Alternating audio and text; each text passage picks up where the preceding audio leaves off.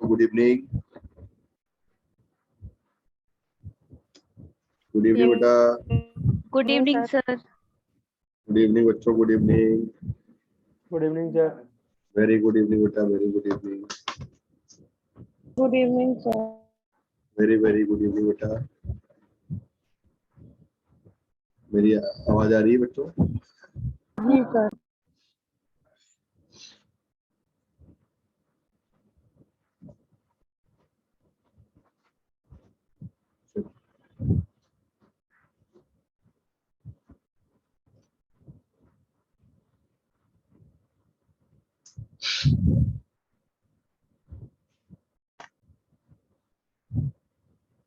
आइए बच्चों।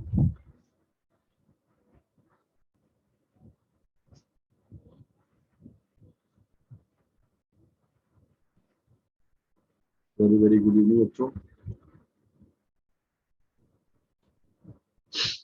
लास्ट वाली क्लास में क्या पढ़ाया तुमने? Sir interference deep standing. Interference complete हो गया था? नो सर, डिफरेंस करवा रहे थे। इंटरफेरेंस, बीट्स और स्टैंडिंग वेव में। अच्छा। इंटरफेरेंस का और बीट्स का मतलब हम लोगों ने मतलब एक तरीके से इंटरफेरेंस पे नहीं पहुंचे हैं, सुपर पोजिशन किया है ना बेटा? Yes sir. एक तरीके से हमने सुपर हाँ पोजिशन। सर, और उस दिन आपकी वॉइस भी नहीं आ रही थी। हाँ अच्छा, ओके। दूसरे दिन की क्लास है जिसमें वॉइस वगैरह प्रॉब्लम।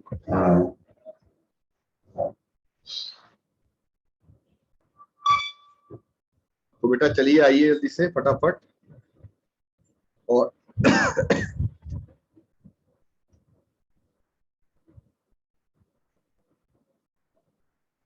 आ जाते हैं हम लोग। देखिए आपको पीडीएफ तो शेयर किया था।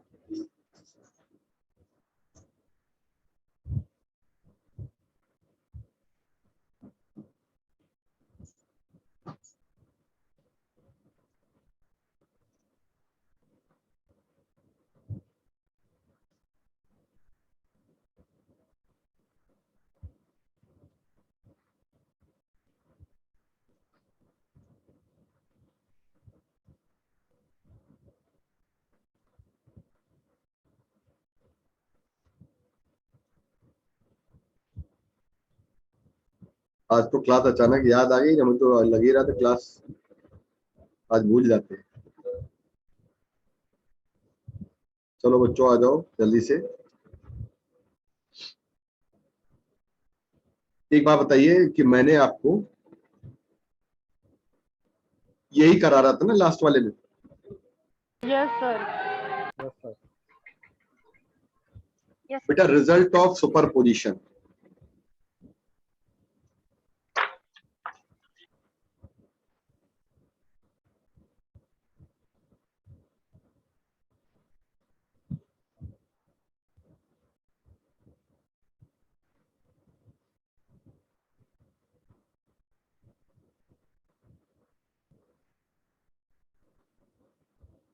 बेटा थोड़ा सा वेट करना पड़ा, ये घूम रहा है हल्का सा।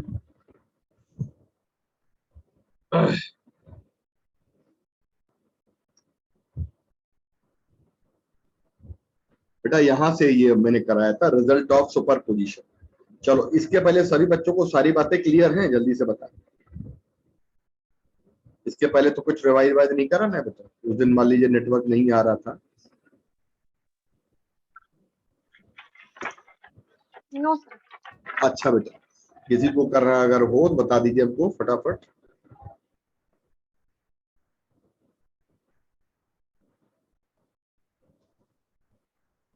ठीक है चलिए आइए।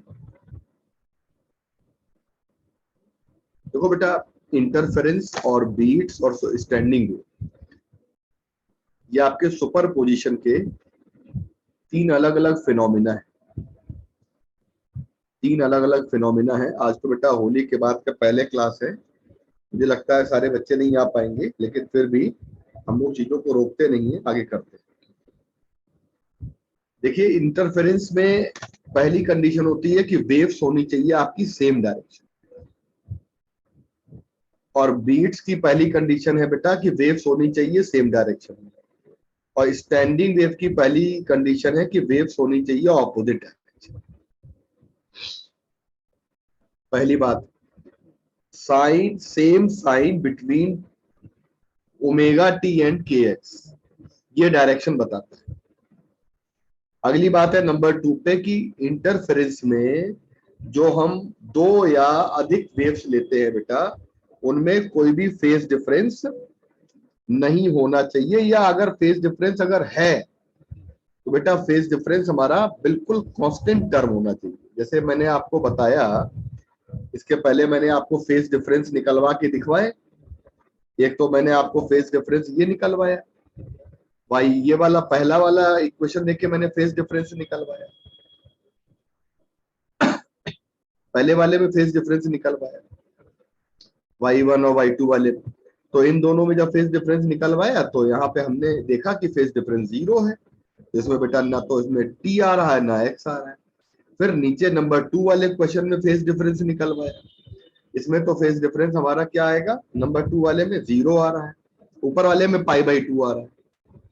तो π/2 भी हमारा independent of t and x है, और फिर ये हमारा जो है ना डेल्टा फाई भी हमारा 0 आ रहा है, ये भी independent of t and x है। यानी कि ये ऐसे हमारे हैं, ये दोनों वेव ऐसी हैं जो हमको रिकॉग्नाइज कराएंगी कि हमारा ये इंटरफेरेंस का केस है। मतलब इंटरफेरेंस में हमारी दो या अधिक वेव जो होती है ना बेटा, वो सारी आपकी 2 या मोर देन 2 वेव होती है, उनकी फ्रीक्वेंसी बिल्कुल बराबर होनी चाहिए, और बेटा उनमें याद रखिएगा उनकी डायरेक्शन उनकी सेम होनी चाहिए, और बेटा यहाँ पे याद रखिएगा फेज डिफरेंस इंटरफेरेंस में कांस्टेंट हो। अब अगली बात बेटा आती है, यहाँ पे नीचे आ जाते। जैसे तीसरे वाले सवाल में हमारे पास फेज डिफरेंस निकाला, तो बेटा φ1 माइनस φ2 निकाला, तो डेल्टा फाई हमारा आ गया 2πn1 माइनस n2, यानी t क्या आ गया। यानी इस क्वेश्चन में हमारा जो फेज डिफरेंस आया ये टाइम पे डिपेंडेंट है, टाइम डिपेंडेंट है। और हमारे पास समझ गए ना मेरी बात, टाइम डिपेंडेंट का मतलब है कि डेल्टा फाई में कोई ना कोई टी दिया जाएगा, और नीचे find the phase difference between two waves यहाँ पे निकालेंगे, तो यहाँ पे हमारा देखिए ओमेगा टी सिमिलर है, लेकिन यहाँ पे के एक्स आ जाएगा। यहाँ पोजीशन पे डिपेंड करने वाला फेज डिफरेंस है, और ऊपर वाले में डेल्टा फाई की वैल्यू टाइम पे डिपेंड करने वाली है। तो व्हाट इज डेल्टा फाई, ये इंपॉर्टेंट है। हमारा फेज डिफरेंस दोनों वेव के बीच में, ये फेज डिफरेंस अगर हमारा कांस्टेंट है तो हमारा होता है इंटरफेरेंस का केस। अगर ये फेज डिफरेंस हमारा बेटा टाइम डिपेंडेंट है तो बीट्स बनाती है। अगर ये बेटा फेज डिफरेंस हमारा पोजीशन डिपेंडेंट है तो ये बेटा आपको बनाएंगी सुपर पोजिशन करने के बाद स्टैंडिंग। नीचे देखिए एग्जांपल दिया हुआ है, तो बता दीजिए मुझे थर्ड पॉइंट तक डन, एंड नीचे के एग्जांपल पे भी सारी बातें क्लियर कर लीजिए अच्छे से, फिर आगे बढ़ो।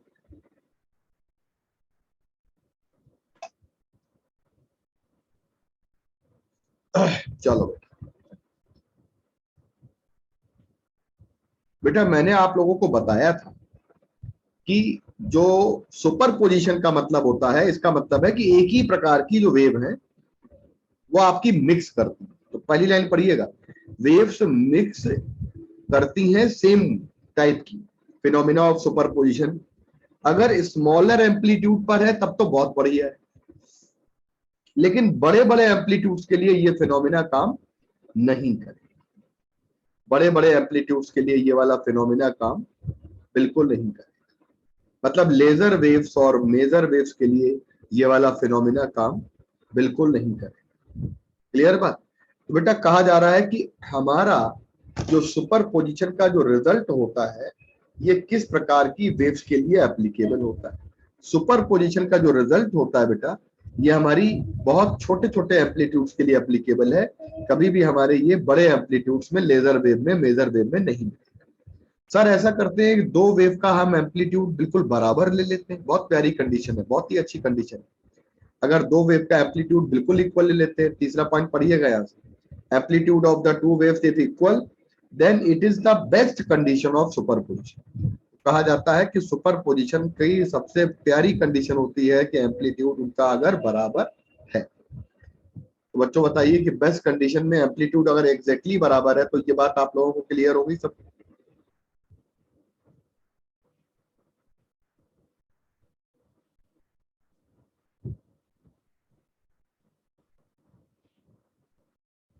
ओके बेटा आगे बढ़ जाए। अब आइएगा कि अगर हमारे पास कोई ऐसा केस बनता है, अब हम लोग इंटरफेरेंस की तरफ फोकस कर रहे हैं बेटा, सुपर पोजिशन का वो रिजल्ट जिसमें इंटरफेरेंस की तरफ फोकस कर रहे हैं।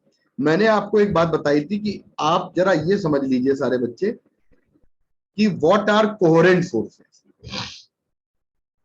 कोहेरेंट सोर्सेस क्या होते हैं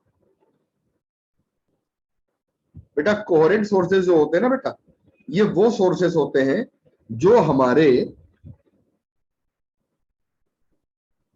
स्क्रीन नहीं है क्या? No sir. वेट करिए, आप बताइए।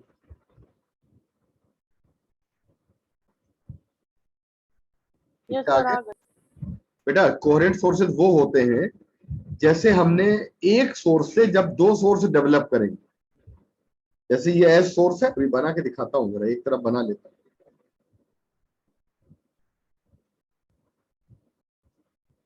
बेटा एक मिनट, लिखने वाला नहीं था।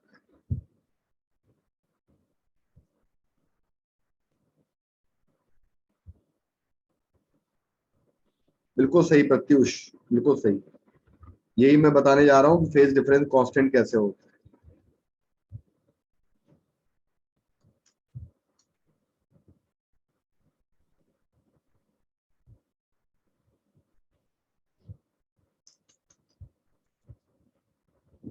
ठीक है, अच्छा बताया था, ठीक है बेटा, एक बार रिवाइज करा के आगे बढ़ जाते हैं। मेरा ये पेन लिखने वाला वही है ना, लैपटॉप 2 दिन बाद खोलो तो थोड़ा सा अलग टाइप का।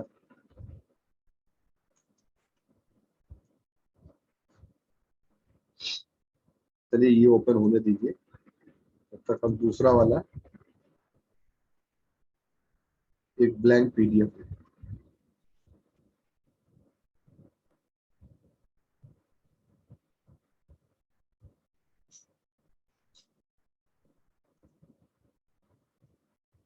सही है बेटा, आइए बच्चों आइए। तो हमारे पास अगर बोला जाता है कि सपोज करिएगा, अगर मान लीजिए बोला जाता है कि सपोज करिएगा कि हमें बनाना है कोहेरेंट सोर्स। बेटा कोहेरेंट सोर्स बनाने के लिए पता है क्या करना पड़ेगा? कोहेरेंट सोर्स सर बनाने के कलर चेंज कर दीजिए।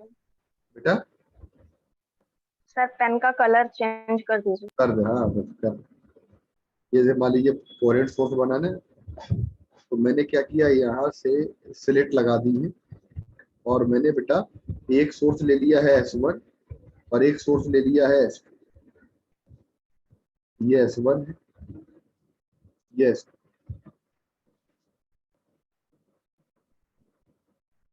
तो बेटा मैंने क्या किया है,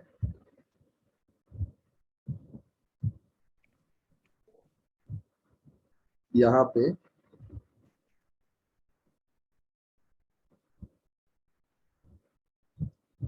ये स्क्रीन ले ली, ठीक। और बेटा ये हमने दो अलग अलग से, यहाँ पे हमारा एक सोर्स होता है जिस सोर्स की एनर्जी को हमें डिस्ट्रीब्यूट करना है, यानी कि सिंगल सोर्स से हमें दो अलग अलग सोर्स बनाने हैं, तो इसकी फ्रीक्वेंसी भी वही आएगी और इसकी फ्रीक्वेंसी भी यही आएगी। मान लीजिए ये बेटा रेड कलर का है, बताओ तो यहाँ पे कौन सी लाइट निकलेगी? रेड। और यहाँ पे कौन सी निकलेगी? रेड। अगर मान लीजिए ये ब्लू कलर का है तो कौन सी लाइट निकलेगी? ब्लू। कौन सी निकलेगी? ब्लू। इसका मतलब आप जानते हैं कि कलर जो होता है ये हमारा फ्रीक्वेंसी, या फ्रीक्वेंसी जो होती है वो कलर डिफाइन करती है, या कौन कलर डिफाइन करता है? जरा जल्दी से बताइए। मतलब फ्रीक्वेंसी और वेवलेंथ, इनमें से दोनों में से कौन सी चीज ऐसी है जो कलर से रिलेटेड? बताइए कौन सी चीज ऐसी है जो कलर से रिलेटेड? ना बेटा ना, वेवलेंथ नहीं रिलेटेड है। ऐसा हम लोग जानते हैं। हम लोग से पूछा जाए कलर जो होता है वो आपका फ्रीक्वेंसी पर डिपेंड करता है। कोई भी पर्टिकुलर लाइट है, कोई पर्टिकुलर जिसका कलर दिख रहा है, क्योंकि मैं आपको बताऊं, अगर आपने एक बाल्टी में पानी ले लिया बेटा, और बाल्टी आपकी आधी भरी हुई है और आधी बाल्टी हमारी खाली है, तो आपने बाल्टी का कलर है रेड कलर। अब आप मुझे बताइए कि आधी बाल्टी अगर भरी है और आधी बाल्टी अगर खाली है, बताइए अगर रेड कलर है बेटा, तो मुझको आप एक बात बता दीजिए कि बाल्टी आपकी जो रेड कलर की है पूरी रेड कलर की दिखेगी, या हवा वाली रेड कलर की दिखेगी, या पानी वाली रेड कलर की बाल्टी जो है वो हमारी कंप्लीट रेड कलर की दिखेगी, या आधी बाल्टी पानी भरा है तो पानी के नीचे का कलर बदल जाए? रेड दिखेगी। पूरी दिखेगी ना? Yes sir. तो मतलब रेड आपकी एयर में भी रेड है तो फिर नीचे भी रेड ही होगी कि बदल जाएगी? रेड रहेगी नीचे भी। इसका मतलब कि पानी के मतलब एयर से वाटर में जो लाइट वेव जाती, इलेक्ट्रोमैग्नेटिक वेव में जो लाइट वेव है, विजिबल लाइट है जो एयर से वाटर में जा रही, या मग जो बाल्टी से पानी से एयर में जो रे ऑफ लाइट आ रही, ये आपकी मीडियम तो बदल रही है, वाटर से एयर में, एयर से वाटर में, लेकिन मीडियम बदलने से कलर नहीं बदल। आप समझिए मेरी बात। तो हमेशा याद रखिएगा, speed of light, velocity of light medium के बदलने से चेंज हो जाता है, लेकिन वेवलेंथ चेंज हो जाती है मीडियम के बदलने से, लेकिन कभी भी कलर चेंज नहीं होता है। तो कलर बताइए किसकी प्रॉपर्टी हुई? Colour is the property of frequency. Colour can be decided by frequency of emitting source. जो हमारा सोर्स है जिसकी फ्रीक्वेंसी जो भी है ये कलर डिसाइड करेगा। बोलो बच्चों, क्लियर हो गया? बता दीजिए बच्चों, डन हो गया? आइए, अब आपकी एक वेव ये आ रही है और बेटा एक वेव आपकी ये आ रही है। ये आपकी दो वेव जा रही है, वेव 1 और बेटा दूसरी वेव जा रही है वेव 2। तो वेव 1 और वेव 2 में हमारी एक पर्टिकुलर इनके बीच में पाथ का डिफरेंस है, और और ये होता है पाथ डिफरेंस। ये आपका पाथ डिफरेंस होता है। तो ये S1 S2 P और ये पॉइंट हमारा A है। तो कोई पूछे आपसे कि पाथ डिफरेंस क्रिएट करने का काम किसने किया? सर, पाथ डिफरेंस क्रिएट करने का काम किया दोनों S1 S2 सोर्स ने किया। तो पाथ डिफरेंस हो जाएगा S2P माइनस S1P। और बेटा आपके पास क्या हो जाएगा? पाथ डिफरेंस की वैल्यू S2P। नहीं, उल्टा हो रहा है ना। यहाँ पे एक काम कर लो, इसको A ले लो, इसको P ले लो। P एनी पॉइंट है ऑन द स्क्रीन और ये आपका A पॉइंट है। बताइए ये वैल्यू कितनी हो जाएगी? S2A, क्योंकि यहां से यहां तक की स्पेस हो गई। तो पाथ डिफरेंस को हम लोग डेल्टा एक्स से शो कर सकते हैं। हमारे पास फॉर्मूला होता है delta phi equal to 2 pi upon lambda into delta x होता है। और इसको क्या कहते हैं? डेल्टा एक्स को हम लोग पाथ डिफरेंस। और पाथ डिफरेंस से क्या हो जाता है? कोहेरेंट सोर्स क्या बनाते हैं? Coherent source constant path difference बनाते हैं, और कोहेरेंट सोर्स हमेशा कांस्टेंट फेज डिफरेंस बनाते हैं। बिल्कुल रट लीजिए। और कोई अगर पूछे कि मान लीजिए सेंट्रल वाले पॉइंट पे अगर कोई भी वेव जा रही है, यानी दोनों सोर्स से वेव हमारी इस पॉइंट पे जा रही, तब क्या होगा? अगर हमारी दोनों सोर्स से वेव हमारी अगर इस पॉइंट पे जा रही है तो क्या होगा बेटा?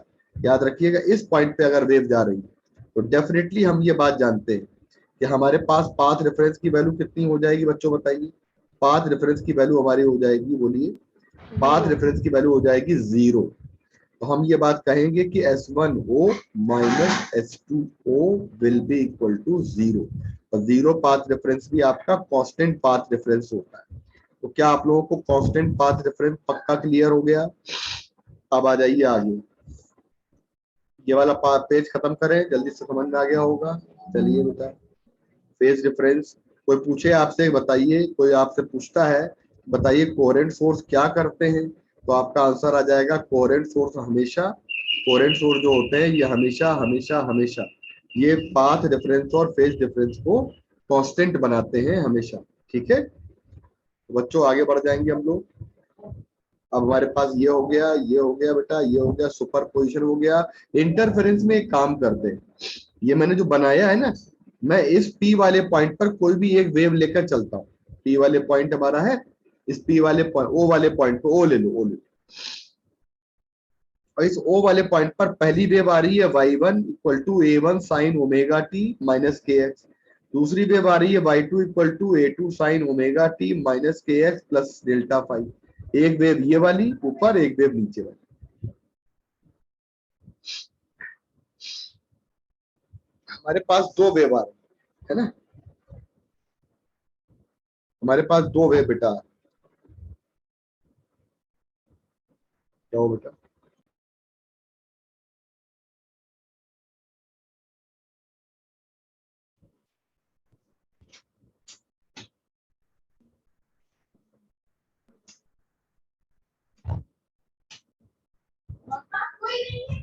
बेटा मेरी आवाज आ रही है बच्चों?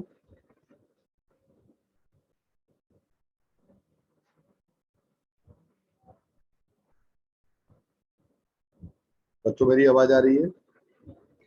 Yes sir. आ रही है।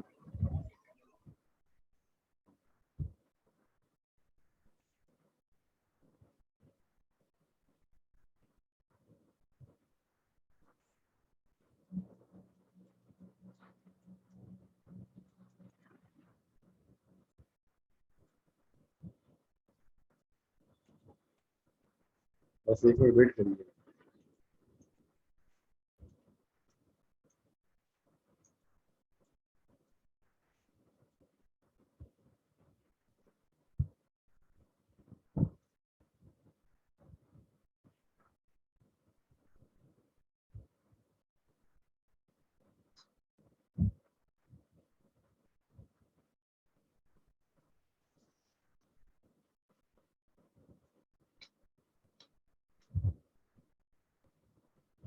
अच्छा बताओ y1, मैं एक्चुअली लिख नहीं पा रहा हूँ इस पे। y1 क्लियर हो रहा है बच्चों? y1 पहली वाली वेव क्लियर हो रही है O पॉइंट पे, यस सर।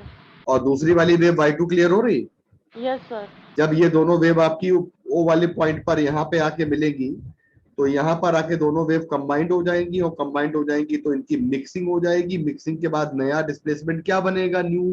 तो एक वेक्टर y1 है, एक वेक्टर y2 है, तो y1 और y2 को ऐड कर देंगे, तो नीचे लिखा है कि y equal to y1 plus y2, y equal to y1 plus y2। यानी दोनों के हम रिजल्टेंट डिस्प्लेसमेंट दोनों का y1 और y2 हम अगर ऐड कर दें तो हम लोग आराम से ऐड कर सकते हैं। और एक बात ध्यान रखिएगा, डेल्टा फाइव को हम कांस्टेंट मान के चल रहे हैं। तो सुपर पोजिशन के बाद हमारे पास क्या आ जाएगा? सुपर पोजिशन के बाद हमारे पास साफ साफ वैल्यू आ जाएगी कि हम लोग दोनों के दोनों y1 और y2 को ऐड कर लेंगे। नीचे देखो बेटा, r निकाला गया है। तो मैंने यहाँ पे मालूम है सुपर पोजिशन का रिजल्ट डायरेक्ट कैसे निकाला? एक वेक्टर मान लिया एम्पलीट्यूड पहला वाला, और दूसरा वेक्टर ले लिया हमने एम्पलीट्यूड दूसरा वाला। क्योंकि आप मान के चलो दो डिस्प्लेसमेंट है, एक y1 है और एक y2 है, और दोनों डिस्प्लेसमेंट इक्वेशन में आपको y1 और y2 में a1 और a2 को प्लॉट करना है। देखिए बेटा ध्यान से सुनिए।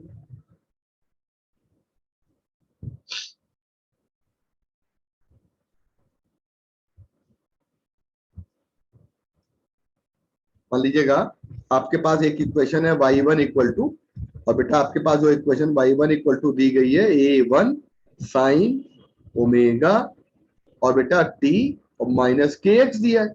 और आपने क्या किया? दूसरी इक्वेशन आपके पास है y2 equal to a2 sine omega t और माइनस के एक्स, और बेटा दिया है प्लस का डेल्टा फाइव। मैं मान के चलता हूं कि पहली वाली जो वेव है वो आपकी यहाँ पे मिल रही है O पॉइंट पे, और दूसरी वाली जो वेव है वो आपकी इस जगह पे आ रही है। यानी कि एक बात तो क्लियर हो गई, ये y1 हो गया, ये y2 हो गया। y1 इक्वल टू आ जाएगा a साइन, मैं दोबारा से लिख रहा हूं, omega t minus k x,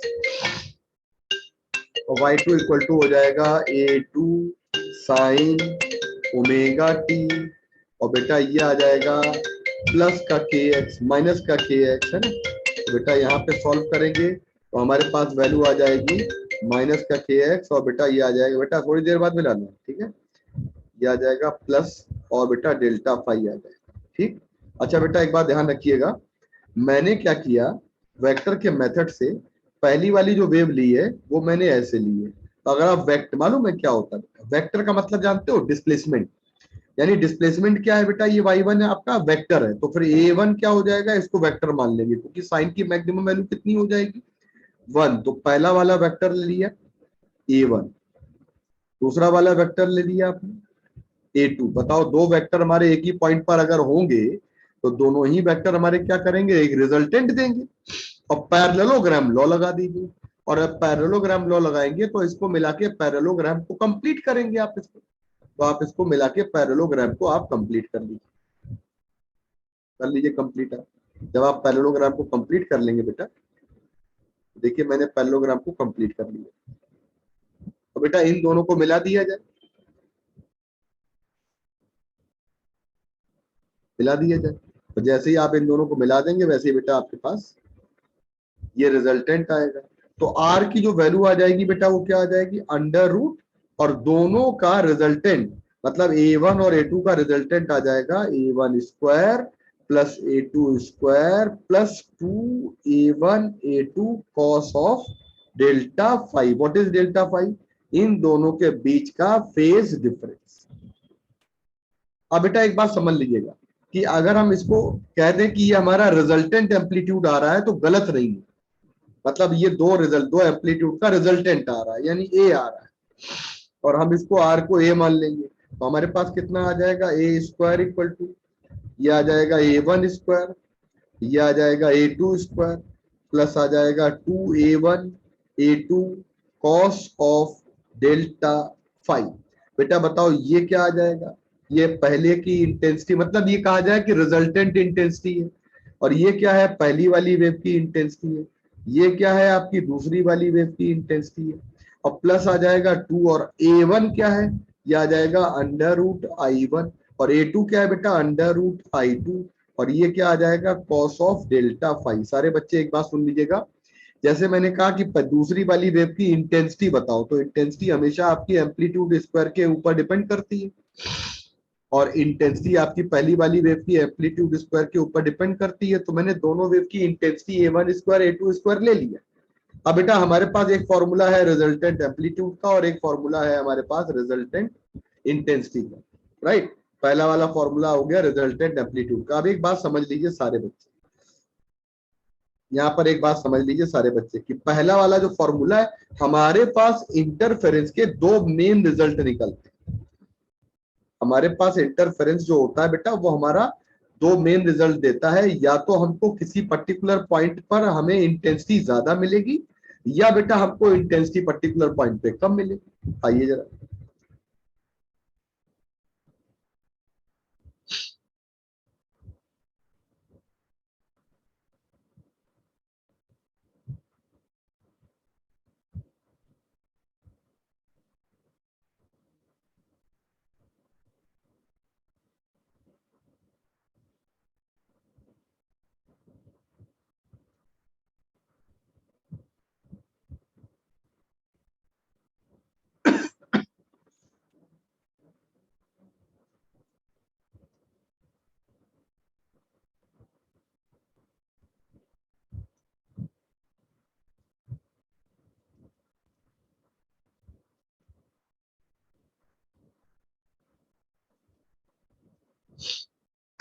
बेटा नीचे देख रहे हैं आप लोग, सारे बच्चे देख रहे हैं, टू टाइप्स ऑफ इंटरफेरेंस लिखा है।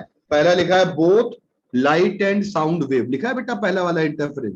पहली बात तो मैं ये बात जो बोल रहा हूँ ये लाइट और साउंड वेव दोनों के लिए वैलिड है, दोनों के लिए है, यस सर। दोनों के लिए एक एक लाइन एक एक चीज आपकी दोनों के लिए वैलिड है। अगली बेटा बात यहाँ पे आती है, जो बात मैं बोल रहा हूँ यहाँ पे, ये बात यहाँ पे इतनी इंपॉर्टेंट है कि अगर हम ये कह दें कि कंस्ट्रक्टिव इंटरफेरेंस जो होता है उसका मतलब क्या है, तो कंस्ट्रक्टिव इंटरफेरेंस का एक ही मतलब होता है कि कंस्ट्रक्टिव इंटरफेरेंस में इंटेंसिटी जो होती है वो सबसे ज्यादा वो मैक्सिमम, यस सर। और इंटेंसिटी सबसे ज्यादा होगी, इसका मतलब है कि एम्पलीट्यूड रिजल्टेंट वाला वो भी मैक्सिमम होगा, और हमारी ब्राइटनेस वहां सबसे ज्यादा होगी। और एक बात समझ लीजिएगा, एम्पलीट्यूड का फॉर्मूला आपका ये वाला है, इसमें ये एम्पलीट्यूड किस पे डिपेंड करता है, ये हमारा एम्पलीट्यूड कॉस डेल्टा फाई पे डिपेंड करता है। तो हम लोग एक काम कर लें कि अगर हम फेज डिफरेंस की वैल्यू को 90 डिग्री ले लें, मतलब कहने सॉरी 0, अगर डेल्टा Zero. फाई की वैल्यू को 0 ले लें, या हम एक काम कर लें कि कॉस डेल्टा फाई की पूरी वैल्यू को हम +1 लें। जब हम +1 ले लेंगे तो हमारा डेल्टा फाई 0 हो जाएगा। 0 हो जाएगा तो ये फॉर्मूला बनेगा a1 + a2 का होल स्क्वायर, Square. और Yes, स्क्वायर sir. से हमने रूट हटा दिया तो ए मैक्सिमम की वैल्यू आ गई। यानी कि ए मैक्सिमम होगा तो इंटरफेरेंस हमारा कॉन्स्ट्रक्टिव होगा। जब हमारे पास बेटा मान लीजिएगा एक सवाल आता है कि आई मैक्सिमम निकालो, तो मैंने कॉस डेल्टा फाई को +1 कर दिया, हमारे पास फॉर्मूला हो गया I1, हमारे पास हो गया I2, हमारे पास हो गया 2 √I1 √I2, और इस फॉर्मूले में हमने क्या किया, इसको हमने √I1 + √I2 लिख दिया होल स्क्वायर। जब हमने इसको होल स्क्वायर लिख दिया तो एक फॉर्मूला इसको लर्न करिए, एक इसको लर्न करिए, दोनों फॉर्मूले आपके अच्छे से तैयार होंगे। Yes, यह है sir. कॉस डेल्टा फाई, और वो भी कब आएगा, +1। आपको पता है कॉस डेल्टा फाई अगर +1 आएगा तो कॉस में वैल्यू +1 आपकी बहुत सारे एंगल पे आती है, एक आती है 0 पे, और जब 0 पे पता हो जाए ना तो फिर एक बार फिर 2 पाई आगे बढ़ जाया करो। 2 पाई का मतलब होता है एक राउंड, एक राउंड। तो एक राउंड कर देंगे तो हमारे पास फिर ये 2 पाई पे मिल जाएगा, फिर 4 पाई पे मिल जाएगा, फिर 6 पाई पे मिल जाएगा।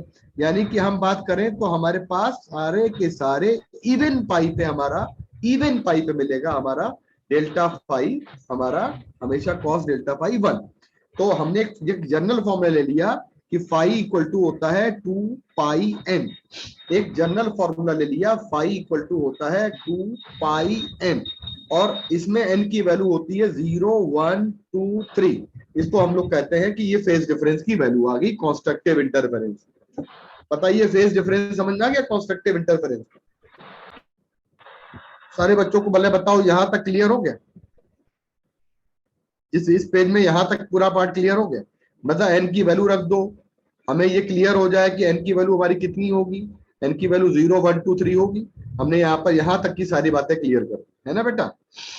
अब आगे बढ़ जाओ बेटा, यहाँ पे आ रहा है इधर वाले में मिनिमम, और मिनिमम एम्पलीट्यूड तब आता है जब कॉस डेल्टा फाई की वैल्यू -1 आती है। -1 रख दोगे यहाँ पे तो a1 - a2 का होल स्क्वायर आ जाएगा। मैं इसको कहता हूं कि आप इसको a1 इन डिफरेंस a2 कर लिया करो, और a1 और a2 का जो डिफरेंस होगा उसमें हम लोग क्या करें बेटा, फॉर्मूला ये वाला है, इसमें आपका a मिनिमम आ गया a1 डिफरेंस a2, तो मुझे लगता है a1 difference a2 minimum amplitude होता है। नीचे आ जाते, नीचे आ जाते हैं बेटा, यहाँ पे आ जाते, यहाँ पे आ जाते, देखिए ध्यान से, इसमें कॉस डेल्टा फाई की वैल्यू क्या कह रहा है वो हमसे, कॉस डेल्टा फाई की वैल्यू कह रहा है -1। बताइए कॉस की वैल्यू -1 कब होती है, या तो एंगल पाई होगा, या 2 पाई ऐड करते जाना, पाई फिर 3 पाई फिर 2 पाई और ऐड करो, 5 पाई फिर बेटा आगे ऐड करो, 7 पाई फिर बेटा आगे ऐड करो। ऐसे हम लोग का ऑड पाई जितने होंगे वो सभी ऑड पाई हमारे क्या देंगे बेटा, इसमें देंगे हमारा कॉस डेल्टा पाई -1। सभी बच्चों से मैं कहूं कि इस बात को जनरलाइज करो, तो ऑड पाई कैसे जनरलाइज करोगे, या तो 2n + 1 पाई लिखो, या 2n - 1 पाई लिखो। अगर 2n + 1 पाई ले लेंगे, अगर 2n - 1 पाई लेंगे, एक अंतर होगा, इसमें n शुरू करेंगे 0 से और इसमें n शुरू करेंगे आप 1 से। मुझे लगता है ये बात पक्का क्लियर होगी बच्चों, क्लियर होगी बच्चों? मुझे लगता है ये बात आप लोगों को क्लियर होगी। पहले बता दीजिए कि डेल्टा फाई की वैल्यू क्लियर है? Yes sir. ध्यान सारे बच्चे यहाँ तक पूरा देख लीजिए। ये मैं इसलिए आपके सामने पीडीएफ मैं पुराना शेयर करके पढ़ा रहा हूँ ताकि आपका एक टाइम बचे, और एक पर्टिकुलर टाइम होता है कि इसमें सारी बातें हमारे दिमाग में चलनी थी।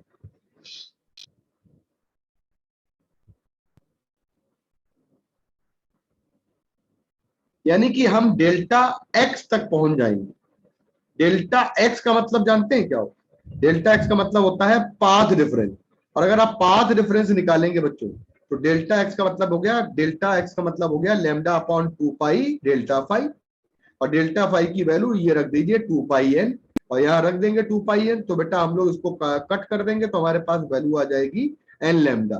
बच्चों बताओ ये n लैम्डा क्लियर हो गया, या मैं इसको लिख के बता दूं? मुझे बिल्कुल बेहिचक बता दीजिए, मैं लिख के बहुत अच्छा, मैं लिख कर ही बहुत अच्छा पढ़ाऊंगा। बोलो बेटा।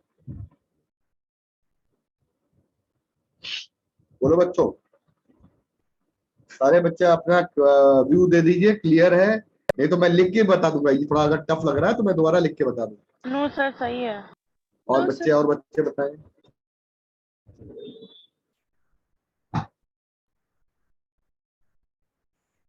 तो हमें पता चल गया कि अगर हमारा डेल्टा फाई 2 पाई n होगा तो डेल्टा एक्स की वैल्यू हो जाएगी n लैम्डा। हम समझ गए यहाँ पे। अगर ये वाली वैल्यू पता चल गई तो ये वाली वैल्यू 2 पाई n रख देंगे, कट जाएगा तो ये n लैम्डा आ जाएगा। 3 बातें पक्का क्लियर कर ली हम लोगों ने।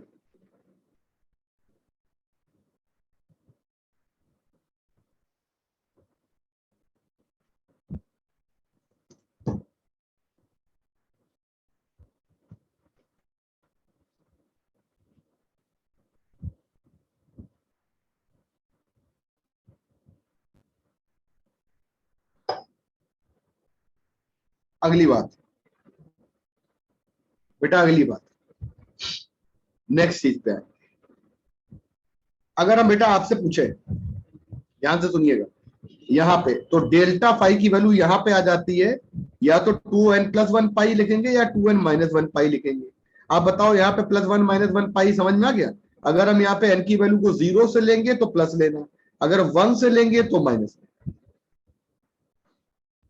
कभी कभी एग्जाम में ये भी दे दिया जाता है, कभी कभी नीचे वाला भी दे दिया जाता है, तो मुझे नहीं लगता है किसी बच्चे को कोई दिक्कत होगी।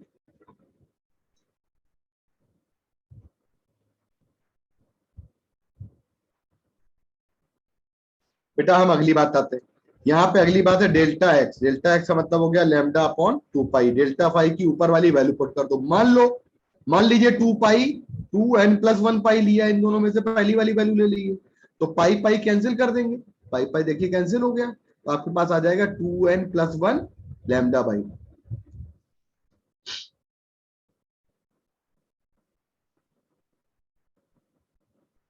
और एक आपके पास आया है पाथ डिफरेंस, एक आपके पास पाथ डिफरेंस आया है ये वाला, और एक आया है ये वाला। अब हमने फेज डिफरेंस भी निकाल दिया, देख लीजिए, और पाथ डिफरेंस भी निकाल दिया, तो एक टेबल नीचे वाली बन जाएगी। कॉन्स्ट्रक्टिव इंटरफेरेंस के लिए टेबल हो जाएगी डेल्टा फाई इतना, डेल्टा एक्स इतना, और एन की वैल्यू 0 तो क्या होगा 2, 1 तो क्या होगा 2 तो क्या होगा, हम आराम से निकाल सकते। नीचे आ जाएगा delta phi equal to 2n+1 आया पाई, और delta x equal to 2n-1 lambda by 2। तो हमने क्या किया बेटा, हमने ये किया है यहाँ पे ये किया है कि हमने n की वैल्यू को दोनों टेबल में 0 से शुरू किया है। ध्यान दीजिएगा आप, इससे किसी बच्चे के दिमाग में कंफ्यूजन नहीं हो। और मैंने जानबूझ के प्लस वाली वैल्यू ली है, ये वाली। आप चाहो तो 2n-1 भी ले सकते थे, इसलिए हमारे पास जब जब हमारा इंटरफेरेंस कॉन्स्ट्रक्टिव होगा तब तब पाथ रेफरेंस आपका होगा 0 लैम्डा 2 लैम्डा, और फेज डिफरेंस हो जाएगा इवन पाई। और जब जब हमारा डिस्ट्रक्टिव होगा तब डिस्ट्रक्टिव के केस में क्या होगा, डिस्ट्रक्टिव के केस में हमारे पास पाथ डिफरेंस होगा lambda by 2, 3 lambda by 2, and beta lambda by 2, 3 lambda by 2, and beta 5 lambda by 2। मुझे लगता है ये बात आप लोगों के दिमाग में बिल्कुल अच्छे से क्लियर कर जाए। फेज डिफरेंस सारे इवन पाई तो कॉन्स्ट्रक्टिव, और ऑड पाई तो डिस्ट्रक्टिव। सर हाँ जी बेटा। सर यहाँ पे ये जो डिस्ट्रक्टिव वाले में 2n-1 पाई है, अगर ले लेते हैं, तो ये जो जो टेबल है, अगर इसमें हम अगर हम 2n-1 हाँ पाई ले लेते हैं, तो ठीक है, वो तो चेंज। अगर हम 2n-1 पाई ले लेते हैं, अगर आप कह हाँ रहे हो ये ले लेते हैं तो ठीक है, यस सर। बोलो हाँ यही ना। हाँ हाँ यही। तो अगर ये ले लेते हैं तो हमारी यहाँ पे पहली वैल्यू n की जो है 1 से शुरू होगी, 0 नहीं होगी।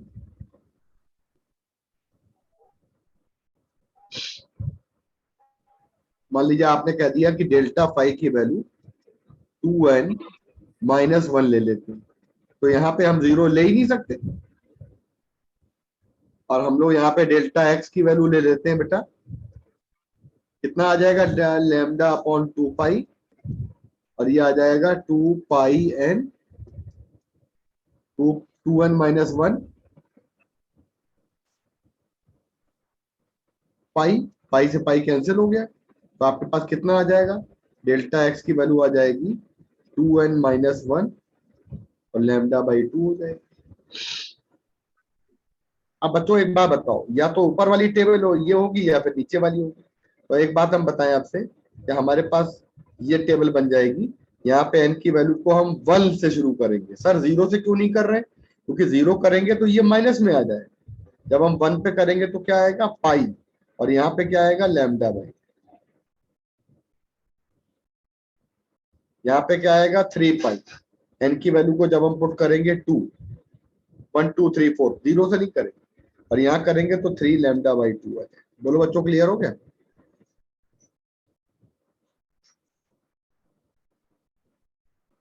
बता दीजिए डन हो गया बेटा। Yes sir. ठीक है बेटा नीचे आ जाओ।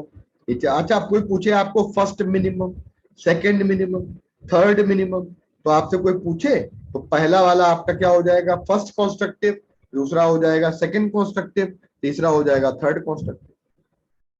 अच्छा बेटा जब कोई आपसे कहे कि एक कुछ अलग अलग फॉर्मूले बता रहे हैं, जैसे मान लीजिए हम A1 A2 दिया जाता है एग्जाम में, A1 दिया जाए और A2 दिया जाए, और कोई पूछे कि मैक्सिमम और मिनिमम एम्पलीट्यूड का अनुपात बताओ, तो हम लगा देंगे फॉर्मूला कौन से वाले से, A1 प्लस A2 और A1 माइनस A2। हम लोग इससे कर देंगे।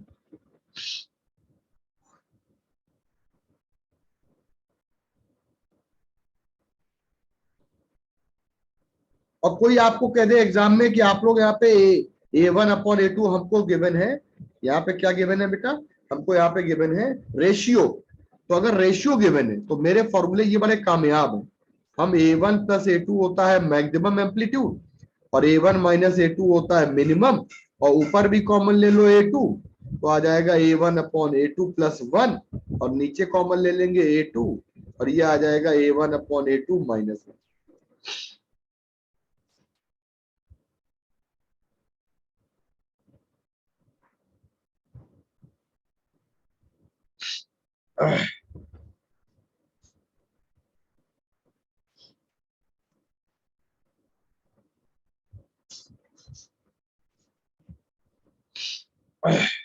क्लियर हो गया बच्चों।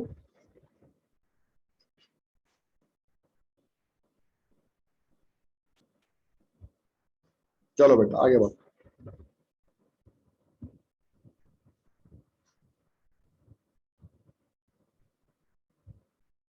एक सवाल आता है कि हम लोग इसको ऐसे भी लर्न कर लेंगे, एक सवाल आता है कि हमें मान लीजिए दिया होता है कि रेशियो गिवन है, क्वेश्चन देखिएगा रेशियो गिवन है, और जब रेशियो गिवन है तो आपको निकालना क्या है ए मैक्सिमम और ए मिनिमम। मैंने कहा था ये फॉर्मूला लगा दी।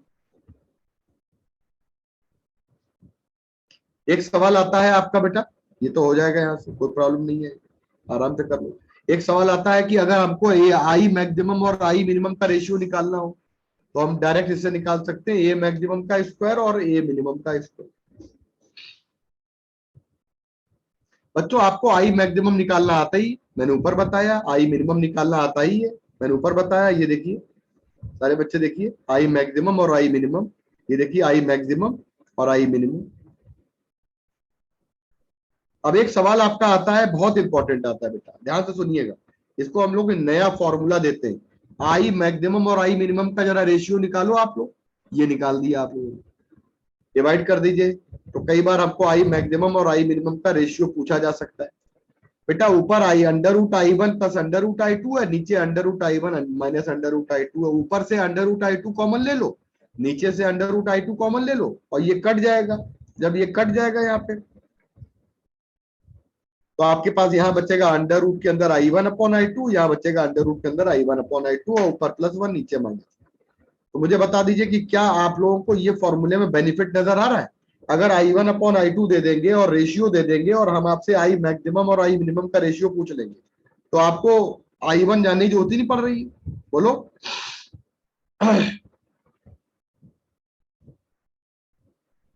तो आप लोगों ने ये फॉर्मूले बहुत अच्छे से समझ में आ गए आप लोगों को। बता अगर हमको क्वेश्चन में दिया है A1, और दिया है A2, तो A1 और A2 अगर दिया है तो हम ये काम तब कर सकते हैं जब हमको फॉर्मूले में या ऊपर वाला दिया हो, ये वाला फॉर्मूला दिया हो, ये वाला फॉर्मूला।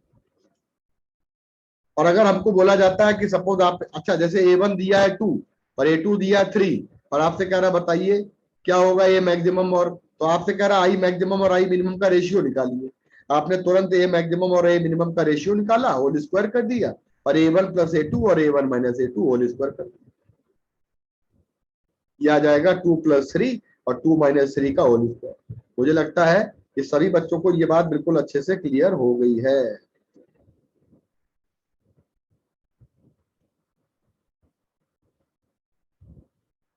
ऐसे ही आपने आई मैक्सिमम और आई मिनिमम का रेशियो निकाल दिया, ये वाला।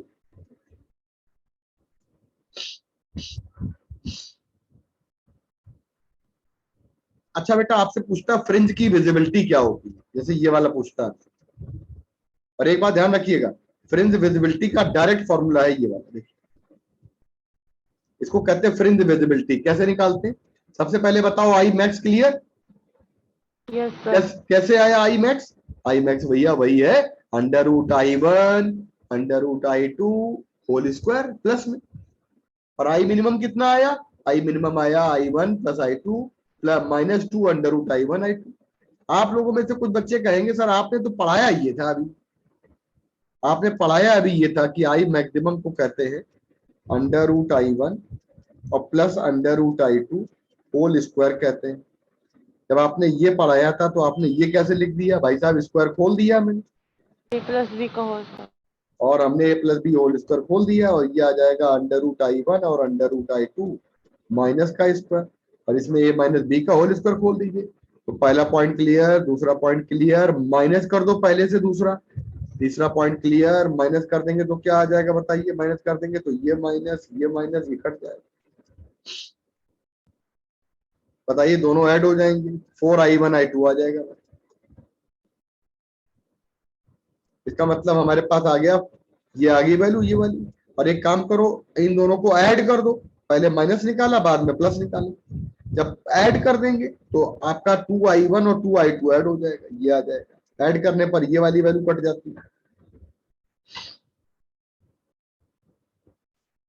बोलो बच्चों, इसका मतलब जानते हैं कि हमारे पास आ गया I max minus I minimum upon I max plus I minimum.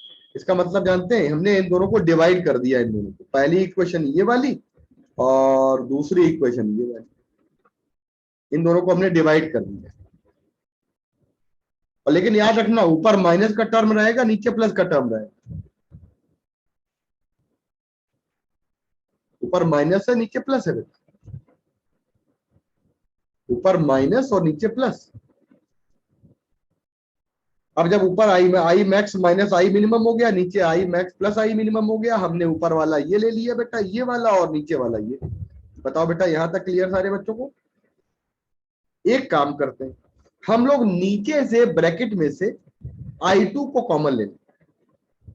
लो जरा I2 कॉमन, यहाँ पे under root I1 upon I2 बन जाएगा, अंडर रूट नहीं I1 अपॉन I2 बन जाएगा, और I2 जहां पे है वहां पे 1 हो जाएगा। मतलब मैं ये कह रहा हूं बच्चों, इस वाले फॉर्मूले में नीचे आप I2 को कॉमन लो। पहली बात तो ये कट जाएगा, 2 दूना 4, तो 2 आ जाएगा। अब दूसरा काम करना है कि क्या कॉमन लेना है? I2 कहां पे लेना है कॉमन? डिनोमिनेटर। जब डिनोमिनेटर में कॉमन ले लेंगे तो क्या बचेगा? नीचे बचेगा आपके पास I1 अपॉन I2 प्लस 1, और ये I2 बाहर आ गया। अब बताओ, ये I2 बाहर है और ऊपर वाला एक अंडर रूट I2 है, ऊपर वाले और नीचे वाले को साथ में ऐड कर, ये आ जाएगा 2 और अंडर रूट I1 और I2, और नीचे वाला जाएगा आपका रूट के अंदर, तो I2 का स्क्वायर हो जाएगा, और नीचे आपके पास आएगा under root I1 under root I2 plus 1। एक एग्जाम में क्वेश्चन आया था जिसमें उन्होंने कह दिया था कि एक ये नीट के पेपर में आया हुआ क्वेश्चन, उन्होंने कहा था कि अगर I1 और I2 की वैल्यू हम रेशियो में दे दें n, तो बताइए फ्रिंज की विजिबिलिटी क्या होगी। आधे बच्चे हमारे इस फॉर्मूले को लगाते रहे और डेरिवेशन करते रहे। हमारे जो शातिर बच्चे थे उन्होंने क्या किया, उन्होंने इस वाले आर्टिकल को लर्न कर लिया। क्या लर्न कर लिया? I2 से एक I2 कट जाएगा, तो एक I1 I2 ऊपर बचेगा, एक I1 I2 नीचे बचेगा। बताइए बच्चों, हम लोग इसको ऐसे लिख सकते, हम लोग इसको ऐसे लिख सकते, I1 I2, I1 upon I2 लिख सकते हैं ऊपर, और नीचे लिख सकते हैं I1 upon I2 plus 1।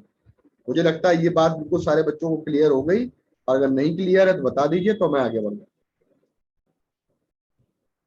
Clear sir. और बच्चे बता दीजिए यहाँ तक।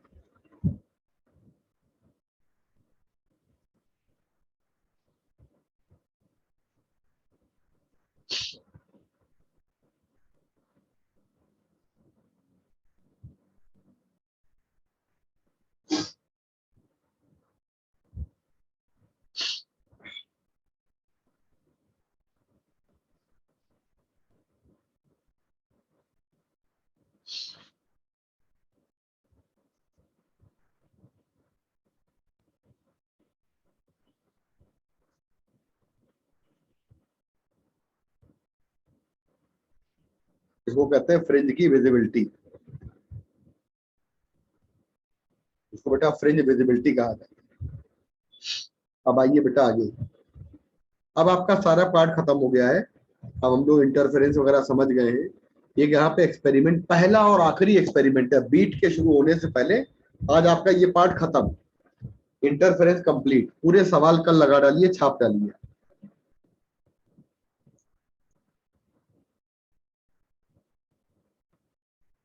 मैं आप लोगों से ये बोलूंगा कि क्विंग के एक्सपेरिमेंट पे कोई 34 साल में सवाल आया नहीं,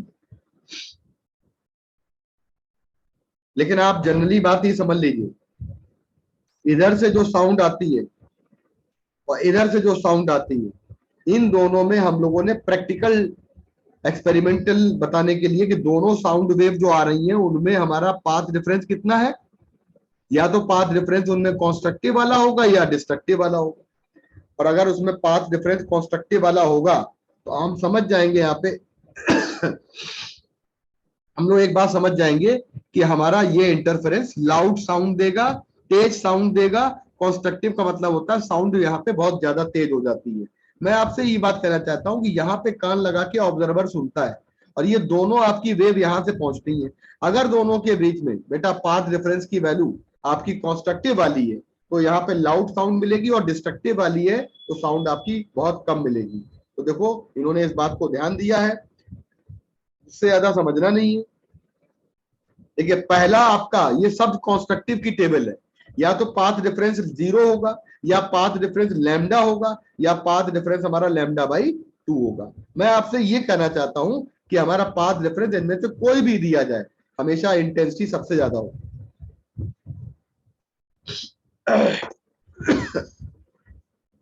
आगे बढ़ जाए बेटा।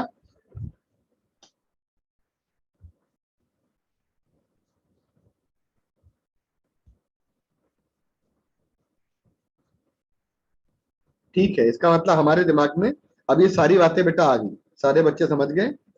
और पूरा का पूरा आप जो है ना कंप्लीट, हम आपको एक क्वेश्चन का, आप लोग के पास जितने भी क्वेश्चन हो किताब लगा डालो, बुक लगा डालो बेटा। कोई बुक है आप लोगों के पास?